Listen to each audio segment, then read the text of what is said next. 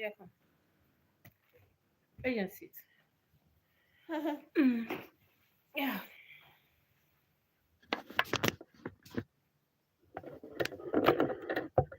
Oops. Oops. Oops. JJ. Hi, JJ.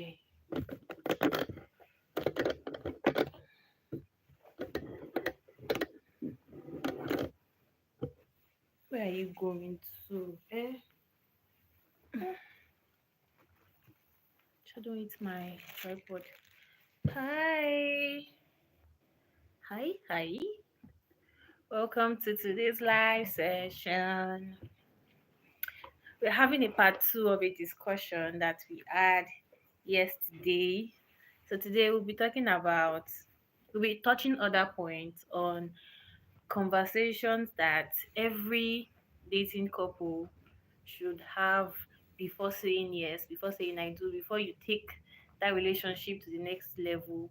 That conversation, the conversations that you should actually have so that you can have a smooth marriage journey so that your relationship can be as sweet as it should be. So yesterday we spoke about please I have my PA here. Sorry now, Joshua, please. No, don't do that. Conversations. Oh, what was I even saying? I was okay, so yesterday we touched on some points, but we couldn't finish. We couldn't finish. So today we'll be touching other points that we couldn't touch yesterday. Okay, we're back. Yeah, I'm sorry. Don't fight with mommy. Don't fight with your mommy. Yeah, what do you want? Okay. Yeah, look at yourself. Let's see. See yourself. You see yourself?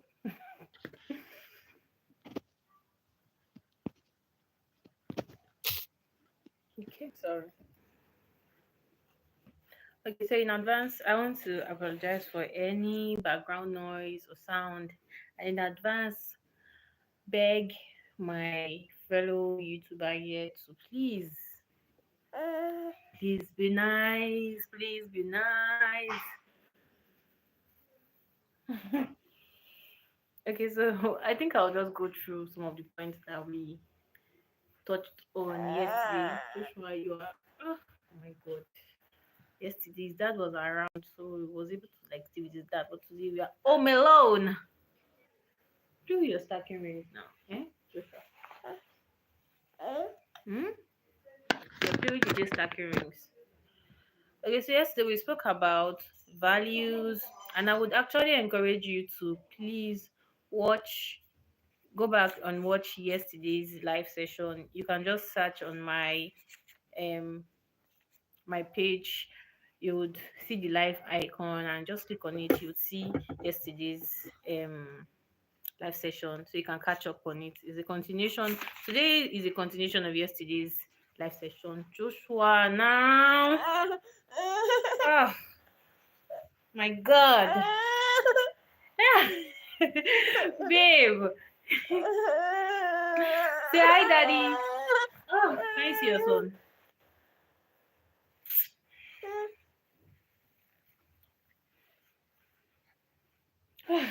So yesterday we spoke about values, prayer lives and habits. We spoke about biblical roles, expectations, boundaries, resolution, finances. We spoke about gender roles in marriage, and we spoke about church, like agreeing on the church.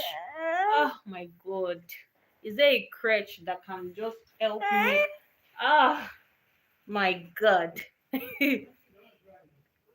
Okay, so we spoke about all these things. So we spoke about church, how I personally believe in having like let a particular family, like let every member of the family be attending a particular church. How you should all be drawing from a particular well, not like dad is going to this church, mom is going to this church, and the children don't even know where they want to belong or who they want to. I'll beat you, oh! I will beat you. The children don't even know who they want to go with or which church they want to go to. Yeah, I feel stacking rings. See, she's stacking rings. Yeah, like the children don't even know. Oh my god, this is such a chaotic moment. I can't even finish a particular word without this guy stopping me or interrupting me. Yeah, it's okay. Oh my god. You all should just please come and carry your nephew, or is he niece, or what is it to you? Just come and carry him, please. Okay, today Joshua now, please give mommy this moment. This is ice. Okay, I want to go into the first the first point.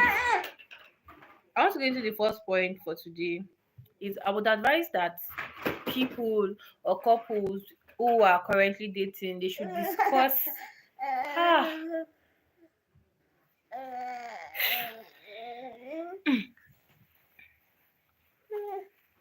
they should discuss their long-term goals. Discuss long-term goals.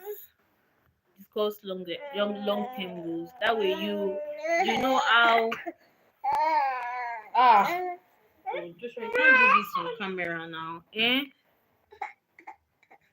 I can't even post this. Like I don't know what to do. I don't know what to do. Joshua, now, please, eh?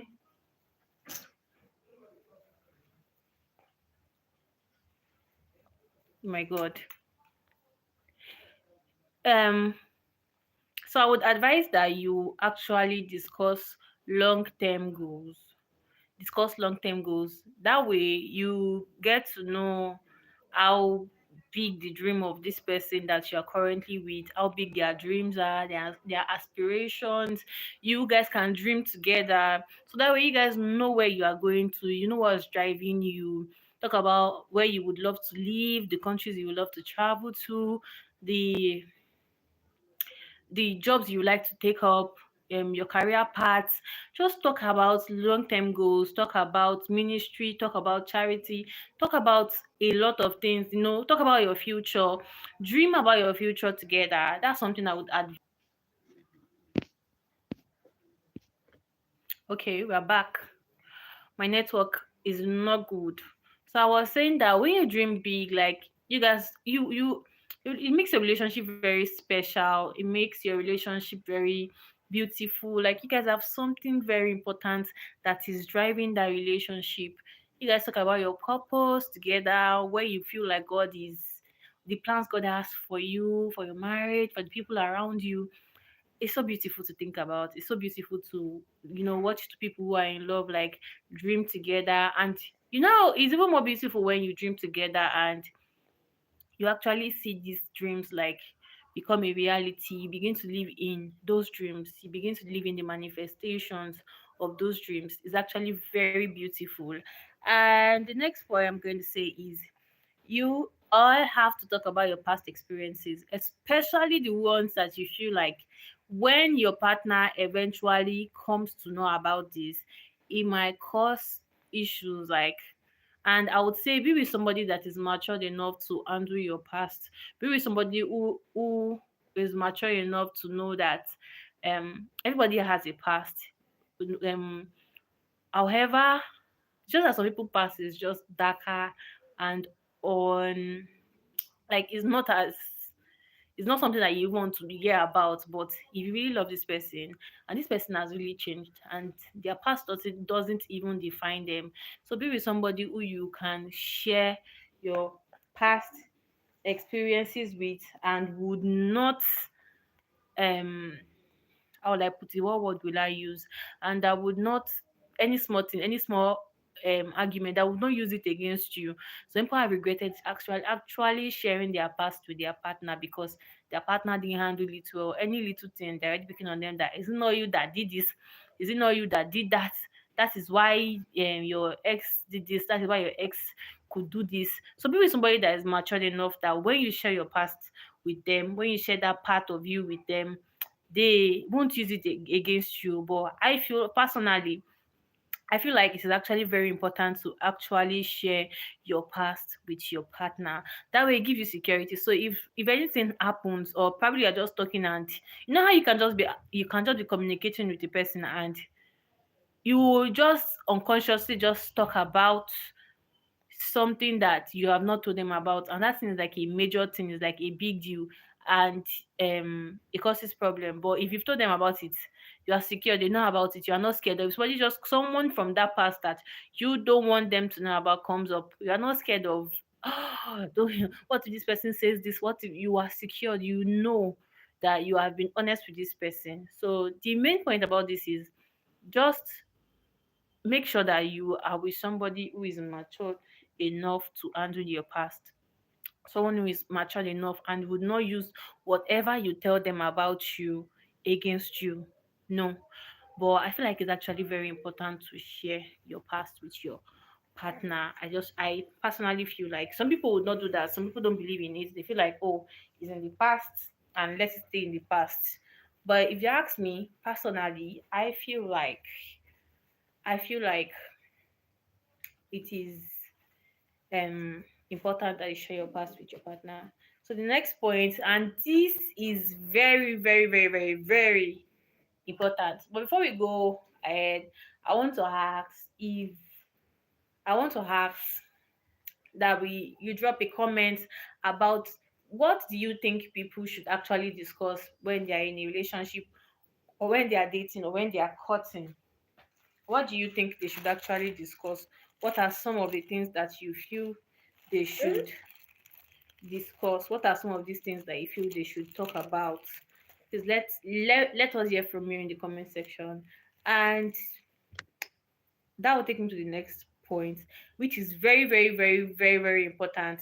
Family dynamics. Oh my god. This particular one has caused so many problems in marriages, even in relationship, even before they even dream of even getting married. Hey God. Even before they even think of even getting married, some people have had issues, like they've had their major issues because of this family dynamic. And what's family dynamics like? If you are in this part of the world, in Nigeria, I don't know if I'm sorry, this guy is asking for sorry, sorry, anything for him, not to disturb me. The beginning of this live session has been so chaotic. Okay, so family dynamics is, oh, we all come from different backgrounds. My husband is from a different place. I'm from a different family. So coming together, obviously there might be some clashes here and there might be some disagreement in the way we do things, difference in the way we do things. Some people wake up in the morning and they hug their mommy and their daddy. Why some you must kneel down, like you are an African child, you're a Yoruba girl, you must kneel down. Why some even as they are Yoruba, hug your daddy, hug your mommy, everybody you are good to go. Then imagine getting married into a place where you have to kneel down, then you get to your in-laws place and you're hugging your daddy, or you're just saying whatever. So like I'm just using that as an example, or like sometimes there's something that my husband and I have shared. Something as little as, oh, in my house we leave the door opened. When we leave the door, once you come out of the room you lock the door. Once you get in you lock the door. Like our doors are always closed. But in my husband's house, like the doors are always opened. They're always opened. The curtains are only what are down. Like only the curtains are always down, but the doors are always opened. So getting married, I would leave the room, I'll shut the door. Shut the door. Then somebody was like, "Ah, why are you always closing the door?" And I'm like, why won't I close the door? Like, why won't I close the door? So something as little as that, like the difference that you bring into marriage is a lot. So sometimes you need to sit down and actually talk about how do you do things in your where you're coming from. How do you do things? How does your family relate to things like this?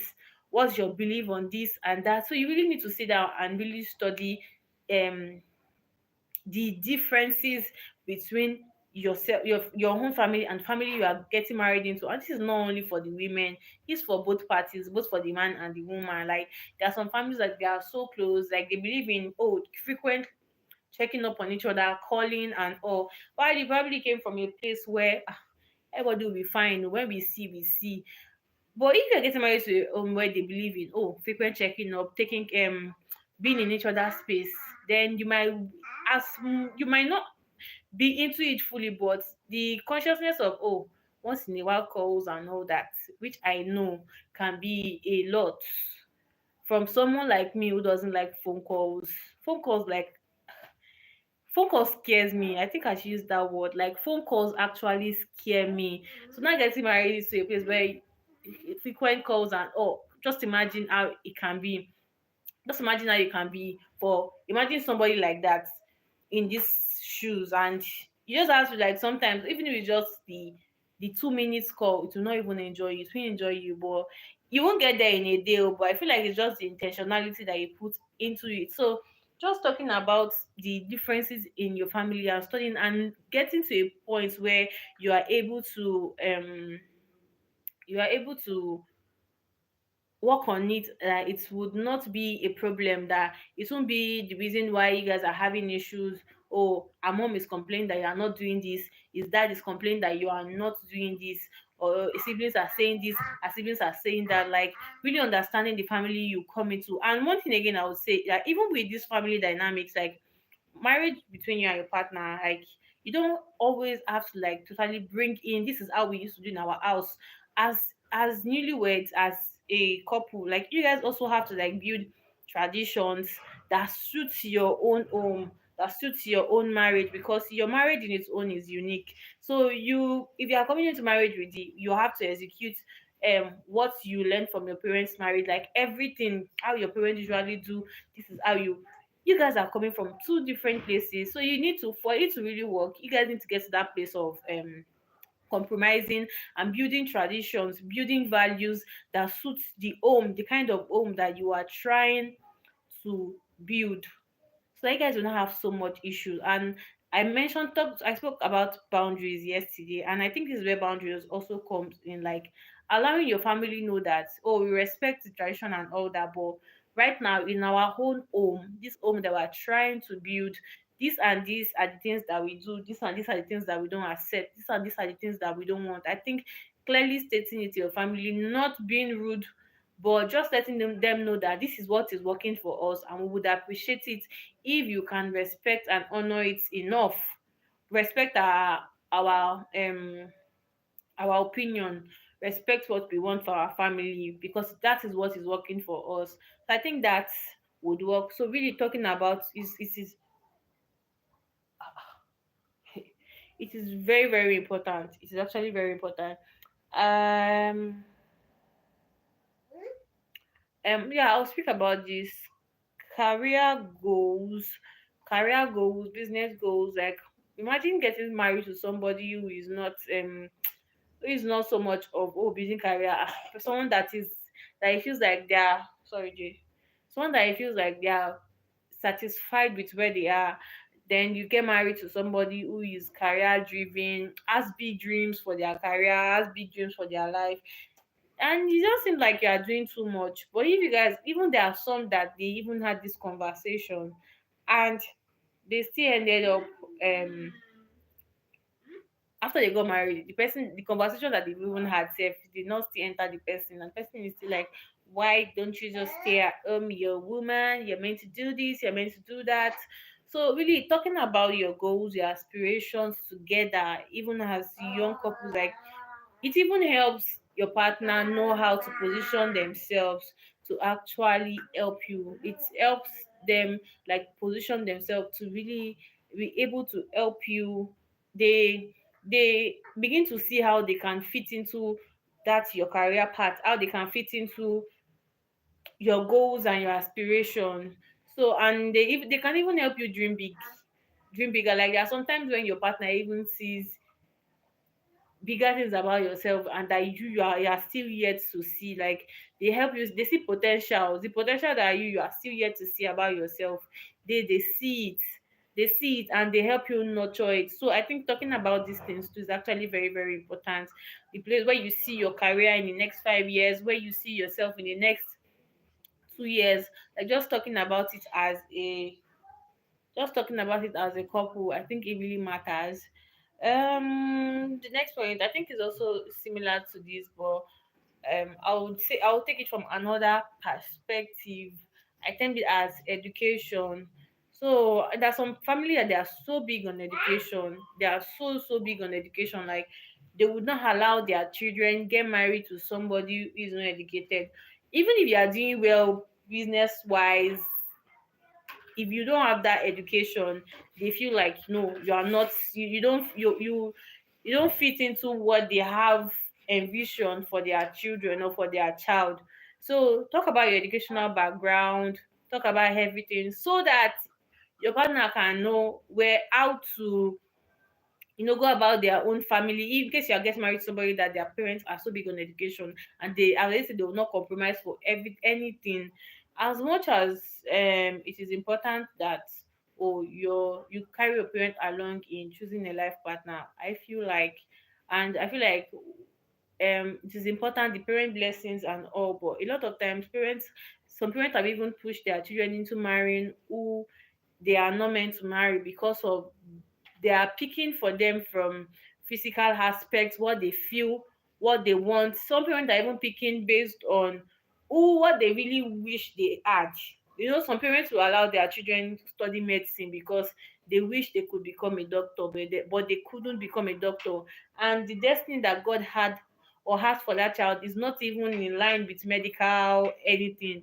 So as much as what I was trying to say is, as much as it's very important for your parents to pick for you, not pick, pray pray along, like you consult them when it comes to choosing a life partner.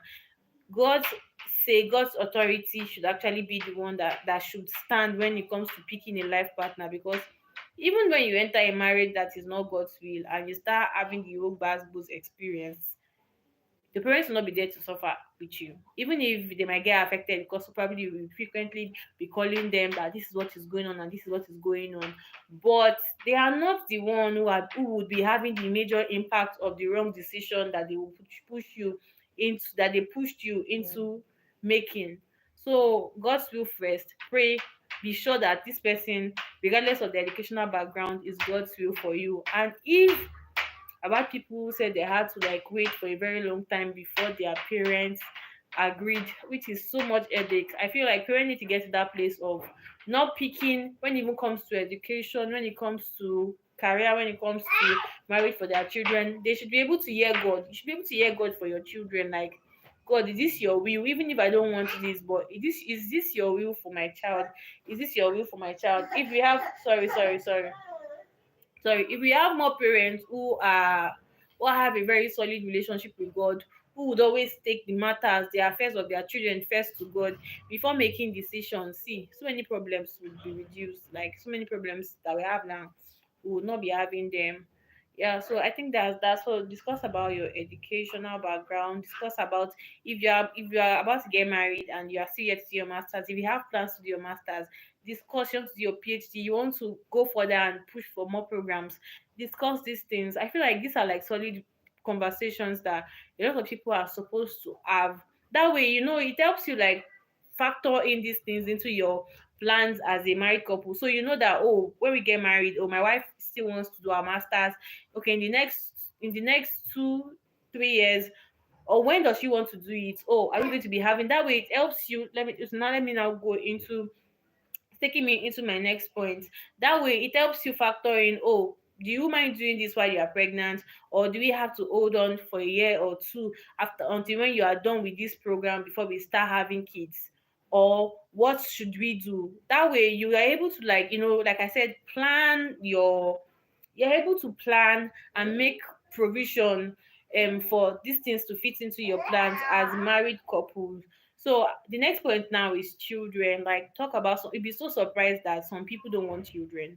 Like as much as I feel like, oh, children are cute and all, some people don't want children. Some people are scared of having children. Some people don't even just like children. So imagine if you are getting married with that mindset of, oh, be fruitful and multiply in the aspect of having children, and the woman you're getting married to has zeroed her mind that she's not having kids. That even if she'll be having kids, she wants to adopt. While some are saying adoption or anything, I am not in for it because I don't want it. Because I don't want it. And you love children. That's a very big clash. That's a very, very big clash. So you need to talk about children. How many children? No, it starts from, oh, do you love children? How many children will you love to have? And you're like, oh, how many children? I don't want children. You're like, you don't want children, care? I love children, so we have to have children. And if they insist that they don't want children, then you know that no, there's no way in this place. But then imagine you've gotten married and you guys now start having conversation about, oh, how many children are we having? And she's like, children? No, we never spoke about that, so I thought we were on the same page. And it becomes, why will you say you don't want to have children? But she doesn't want to have children. Okay, so speak about the number of children you want to have, when you want to have.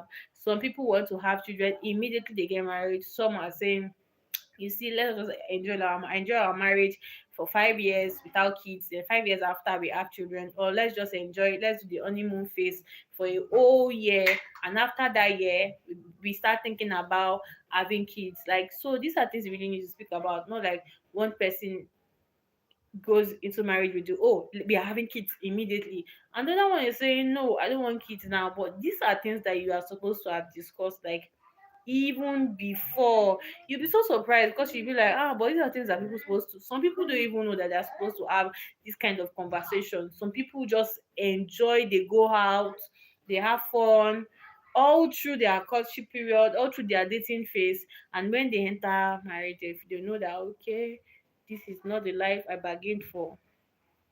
So yeah, these few I hope these few points of mine I've been able to like made some sense, like made some sense. Okay, I think the last point here, which is also very, very important, you need to discuss about, oh no, this is second to the last point. Oh, I think they are intertwined, Sha. You need to talk about your health and wellness. If you have any illness, or there's like an ailment that is like hereditary in your family, you need to speak about these things. That's why sometimes you get married and you notice that, oh, this thing, now you give birth to the first child, you give birth to the second child, and they're having this, and you're like, we don't have it in our house, so I don't know. Then the man opens his mouth to say, oh yes, in my house it is like an hereditary. This is a major thing, something that you're supposed to have spoken about, something that you're supposed to have spoken about. So talk about your health. If you have any illness, you have anything that you know that the person you're getting married to, like, it is so unfair to get married to somebody and you are keeping like secrets, secret that would affect the both of you when you guys eventually get married, like health situations. And no, it is so unfair. Imagine somebody lying about their genotype. That is the last point we have to speak about. Like, imagine somebody actually lying about their genotype because they really, really want to marry this person. It is so unfair. It is so, so unfair. So if you guys need to talk about your, if you are asthmatic, if you have ulcer, you have any form of illness, I think it is very good. It is very advisable to actually speak to the person, especially when you guys are very serious. Like, you guys are just talking about marriage. You guys have started your courtship. You are currently seeing your, like you say, your marriage counseling classes and all that. Like, guys, it's time for you to like really have these conversations. It's time for you guys to really have this conversation. So talk about your health, talk about anything that you feel like they should actually know. Talk about the things that you feel they should know. Don't wait till marriage and you're telling them that, oh, in our family there is so and so, and they're like, why didn't you tell me about this? So these are like major topics that you guys should actually speak about. And yes, please, and I don't know why people still skip this particular one. Before you guys even take it out of your talking stage, you guys are supposed to if you know that, okay, it seems like this thing's having potential of becoming a relationship, you guys should actually ask about your genotype.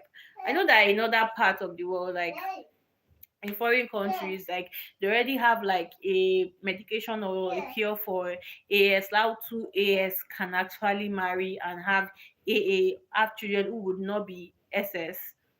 But I know that in Nigeria, some people, there's a little bit of awareness about it, and some people have the money to actually take the injections, take the medications that would not allow them actually give birth to SS. But it is so low. If we want to be honest with ourselves, like it is so low. It is not like it's not even close to how it is abroad. If you're abroad and you want to take the risk, go for it. As long as you know that you're going to do the right thing and you're not going to give birth to children that will practically be in pain or suffer or have to keep going in and out of the hospital because of the decisions that their parents made.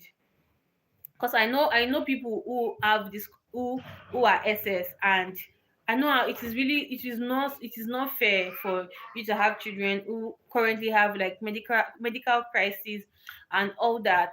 So if you know that your capacity doesn't carry it, and I know many believers will say, oh, God will do it, God will change it. If God is not asking you to step into it, that is going to do a miracle on your behalf, then don't even take the risk. Like, yes, faith is very good, but if God himself is asking you to not to take that part, like, just cancel it. Don't say, oh, I'm a believer, I'm a Christian, God will do it, he has told me, he has done other things in the past. Like, don't be emotional about things that you should actually, things that you know what to do about. Don't be emotional about it, and don't be too religious about it. I am very, very big on faith, but there are some things that there are sometimes when, as believers, like, we do things and God is just looking at you like, I know that faith is big, like I've told you to have faith in me, but no, this is not what I am talking about.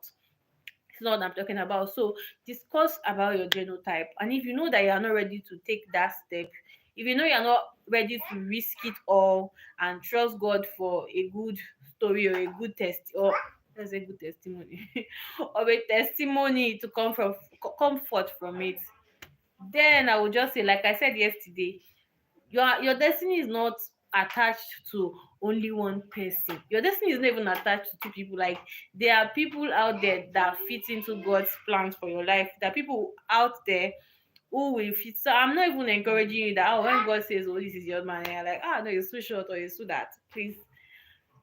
I'm not saying that, but for major reasons, like major reasons, red flags and the rest of it, just walk away and trust God to bring someone even better. Trust God to bring someone even better your way. I think I've touched on um most of the points that we have here. Yeah, I think so. I think I have touched on every one of them. And I'm so glad that finally I won. I practically won Joshua. On this one, I won Joshua. I don't know how he just got himself very busy. Thank God. Because I was thinking about how will this live session go? How will it go? And guys, tomorrow is December. Christmas is so close. Christmas is so near. Christmas is so close and Christmas is so near. And this year, I am looking forward to doing the vlogmas, but I don't even know how that is going to go. I am hoping so. Vlogmas is how, like, you have to like post every day with the vlogmas caption, like with the title vlogmas. I'm looking forward to doing it this year, this December. Tomorrow is December 1st, and I really don't have a video to post for tomorrow. I don't even know what to do. But I'm actually going to jump on the challenge. Wish me luck, because I really want to do this year. So thank you so much, guys. We've come to the end of today's live session. Thank you to those who joined yesterday. Thank you to those who joined today. Thank you to those who would watch even after the live session has gone. Okay, even after the live session, I will be seeing it after. Thank you for watching. Thank you so much. And thank you for accepting to watch regardless of the chaotic beginning of this video.